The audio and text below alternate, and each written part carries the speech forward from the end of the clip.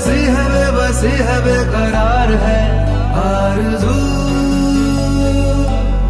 रब्बा मेरे तू रब्बा मेरे तू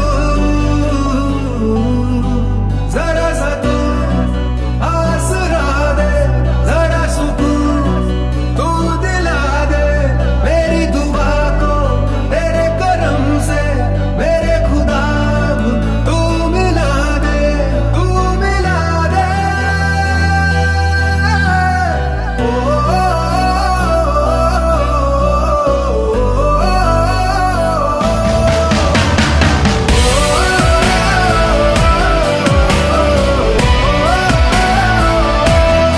अरे सुबह से लेके शाम तक मक्खी ही मारते आप वहाँ बेकरी में। कभी भी मुझसे पूछा है कि मैं क्या चाहता हूँ, क्या सोचता हूँ?